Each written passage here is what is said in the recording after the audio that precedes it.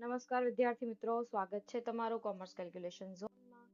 આજે આપણે સોલ્વ કરવાના છે વિભાગ F ના પ્રકરણ 4 ના ફર્સ્ટ 5 ક્વેશ્ચન્સ. પ્રકરણ 3 ના એની પહેલાના વિડીયોમાં સોલ્વ કરાવેલા છે. જો તમને સોલ્યુશન જોઈએ તો must watch that video. Let's start. પ્રશ્ન 1 છે, નીચે એક ફેક્ટરીના બે કામદારો વિશે તમને માહિતી આપેલ છે.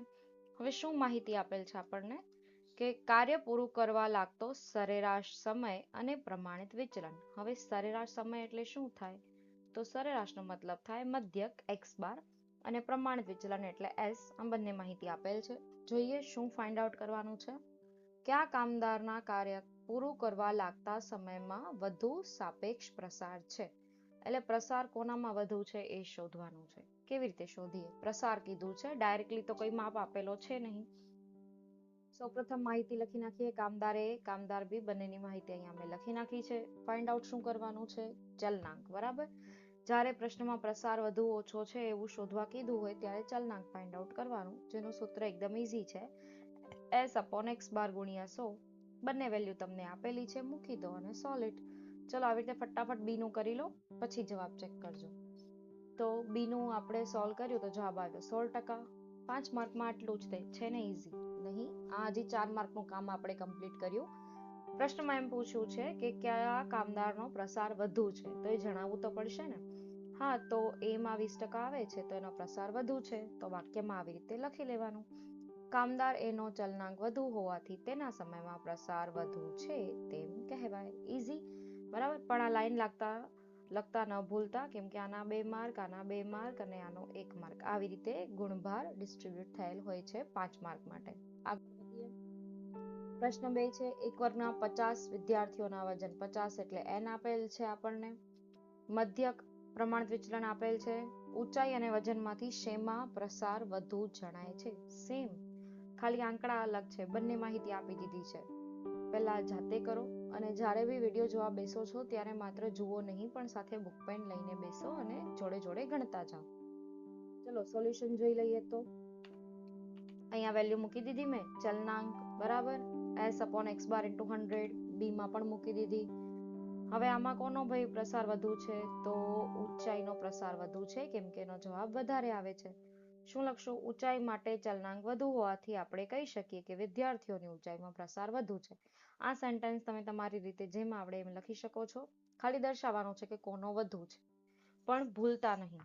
આગળ પ્રશ્ન 3, નીચેના કયા શેરના ભાવમાં સાપેક્ષ ચલન ઓછું છે? અહીંયા ઓછું કીધું છે, બરાબર. મધ્યક અને વિચરણ આપેલ છે, તો આમાં બી આપણને શું શોધવાનો છે? ચલનાંક જ શોધવાનો છે. બટ ધ ટ્વિસ્ટ ઇઝ કે વિચરણ કોને કહેવાય? તો જે પ્રમાણિત વિચલન છે એના વર્ગને કહેવાય વિચરણ. તો અહીંયા તમને પ્રમાણિત વિચલન નહીં પરંતુ એનો વર્ગ આપેલ છે. તો ગણતી વખતે પહેલા તમારે એનું રૂટ, બરાબર, વર્ગમૂળ કાઢી લેવાનું રહેશે. કેલ્ક્યુલેટર લઈને બેસો. 51 નું વર્ગમૂળ 7.14, 7 નું વર્ગમૂળ 2.65, રાઉન્ડ ઓફ કરીને પોઈન્ટ પછીના 2 અંક લઈ લેવાના. સૂત્ર અહીંયા લખી નાખ્યું છે, solve it by yourself and then see the answer. ચલો 7.14 ડિવાઇડ બાય 140 ગુણ્યા 100, અહીંયા પણ લખી નાખ્યું. હવે આમાં પૂછું છું ઓછો કોનો છે? તો ઓછો આન્સર કોનો આવે છે? શેર બી નો. શું લખી નાખશું? શેર બી ના ભાવનો ચલનાંક ઓછો હોવાથી સાપેક્ષ ચલન ઓછું છે તેમ કહી શકાય. એકદમ ઈઝી દાખલા છે, સાવ ઈઝી. બરાબર. તો એક પ્રશ્ન તો આપણે સેક્શન F નો વાર્ષિક પરીક્ષામાં ચેપ્ટર 4 નો જ અટેમ્પ કરશું, જેનાથી 5 માર્ક ફટાફટ મળી જાય. એટલે ગણતરીનો ટાઈમ ઓછો પણ માર્ક કેવા આવે? 5. ઈઝી. આગળ જોઈએ. બે કંપનીના વહીવટી કર્મચારીઓના દૈનિક પગાર વિશે નીચે મુજબ માહિતી મળે છે. સરેરાશ પગાર, પ્રમાણિત વિચલન, સેમ માહિતી આપેલ છે. કઈ કંપનીમાં પગાર વધુ સ્થિર છે? સ્થિર છે કેમ ખબર પડે? જે કંપનીના પગારમાં ચલન ઓછું હોય, બરાબર, એને કહેવાય કે પગાર સ્થિર છે. તો આમાં પણ શું શોધવાનું છે?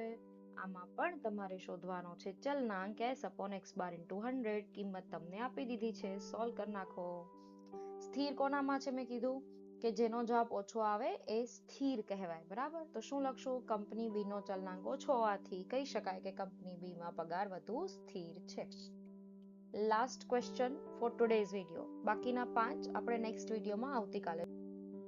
ચલો પ્રશ્ન છે, બે શ્રેણીઓ માટે ચલનાંક 30% અને 25% છે અને તેમના પ્રમાણિત વિચલન અનુક્રમે 15 અને 9 છે, તો બંને શ્રેણીના મધ્યક અને પ્રમાણિત વિચલનનું સાપેક્ષ માપ શોધો. હવે આપણને આમાં ચલનાંક આપી દીધો છે 30%, પ્રમાણિત વિચલન આપ્યો છે શ્રેણી A નો 15, શ્રેણી B નો 9. બરાબર. હવે તમારે શોધવાનો છે શ્રેણીના મધ્યક અને પ્રમાણિત વિચલનનું સાપેક્ષ માપ. Let's see step by step. બરાબર. આમાં થોડો ફરક છે કે ચલનાંકને બદલે આપણને x બાર શોધવાનો છે. ચલો કેવી રીતે કરશું? પહેલા આપણે શ્રેણી A શ્રેણી B લખી નાખ્યું. ચલનાંકનું સૂત્ર મૂકી દો s/x બાર ગુણ્યા 100. જે કિંમત આપેલી છે મૂકી દો. ચલનાંક છે 30%, આપણે લખશું 30. ટકા ના કરતા, કેમ કે અહીંયા મેં ગુણ્યા 100 કરેલા છે. પ્રમાણિત વિચલન છે 15, x બાર શોધવાનો છે ગુણ્યા 100. હવે અહીંયા તમને ગાણિતિક રીતે ખાલી સમીકરણ સોલ્વ કરતા આવડવું જોઈએ, બીજું કશું નહીં. x બાર છેદમાં છે, સાઈડ ચેન્જ કરો એટલે ઉપર જશે, 30 આવી જશે છેદમાં. બરાબર. તો 15 ગુણ્યા 100 ડિવાઈડ બાય 30. છેદ ઉડાડી દો. 15 દુ 30 અને પછી 50 દુ 100. બાકી કેલ્ક્યુલેટર તો છે તમારી પાસે, એમાં પણ ડાયરેક્ટ કરી શકો છો. તો શ્રેણી A નો આપણને x બાર કેટલો મળ્યો? 50. બીજું જોઈએ તો ચલનાંક સૂત્ર સેમ. બરાબર. સી શું કામ મેં વારે ઘડીએ સૂત્ર લખ્યું છે? ઘણા વિદ્યાર્થીઓનો એમ પ્રશ્ન હોય છે કે અમને સૂત્ર યાદ નથી રહેતા. દાખલો અમે ગણી લઈએ પણ સૂત્ર કેમ યાદ રાખવા? તો સૂત્ર યાદ રાખવાનો એક જ મંત્ર છે. તમે 50 વાર એક સૂત્ર લખી નાખશો ને પાકું થઈ જશે એવું નથી. બટ જેટલી વાર તમે દાખલા ગણો છો, આ આપણે 5 દાખલા ગણ્યા, 5 દાખલામાં એક વાર સૂત્ર લખવાથી કામ થઈ જતું હતું. But how many times did I write? 2 times. 2 વાર મેં લખ્યું. બરાબર. તો 5 દાખલામાં 2 વાર સૂત્ર લખ્યું તો ટોટલ 10 વાર સૂત્ર લખાયું. જો આપણે 10 વાર સૂત્ર લખીને દાખલો સોલ્વ કરીએ છીએ તો આઈ ડોન્ટ થિંક કે કોઈ ચાન્સીસ છે કે તમને સૂત્ર યાદ નહીં રહે. પણ વિદ્યાર્થીઓ શું કરે? પહેલા પ્રશ્નમાં સૂત્ર લખશે, પછી સ્કીપ, કે હવે શું કામ સૂત્ર લખવું, સેમ જ તો છે. ફેર નોટ બનાવતા હોય કે પ્રેક્ટિસ કરતા હોય તો યાદ રાખો, જ્યારે તમે ફેર નોટ બનાવો છો કે પ્રેક્ટિસ કરો છો, જેટલી વાર સૂત્ર આવે છે, જેટલી વાર દાખલામાં લખવાની જરૂર પડે એટલી વાર લખો. અહીંયા હું એકવાર લખે તો ચાલે ને? નહીં, પણ મેં 2 વાર લખ્યું. મને તો યાદ છે છતાંય મેં લખ્યું. તો જેટલી વાર દાખલો આવે એટલી વાર સૂત્ર લખતા જાઓ. જેટલી વાર વધારે લખાઈ જશે આવી રીતે તો પાકું થઈ જશે. બાકી તમે એક સાથે 50 વાર લખો ને પછી કે મને યાદ રહે, એવું નહીં. અહીંયા સૂત્રની સાથે આપણે દાખલો પણ ગણીએ છીએ, એટલે થોડુંક તમારા લોંગ ટર્મ મેમરીમાં આ વસ્તુ સેવ રહેશે. બરાબર. તો આ ટિપ જરૂરથી ફોલો કરજો, સૂત્ર ચોક્કસ યાદ રહી જશે. ચલો આનું સોલ્યુશન જોઈ લઈએ. ચલનાંક છે 25, s 9, x bar into 100, change the side. x બાર ઉપર, 25 નીચે આ જશે, 25 ચોકુ 100 અને 9 ચોક 36. ઈઝી. x બાર બી મળી ગયો. સેમ પ્રશ્નમાં આપણને કીધું છે કે પ્રમાણિત વિચલનનું સાપેક્ષ માપ શોધો, તો એને કહેવાય પ્રમાણિત વિચલનાંક, જેનું સૂત્ર છે s/x બાર. નવું સૂત્ર નથી, તમે ચલનાંકના સૂત્રમાં મલ્ટીપ્લાય બાય 100 કરતા હતા, અહીંયા નથી કરવાનું. બસ એટલો જ ફરક છે. સોલ્યુશન જોઈએ.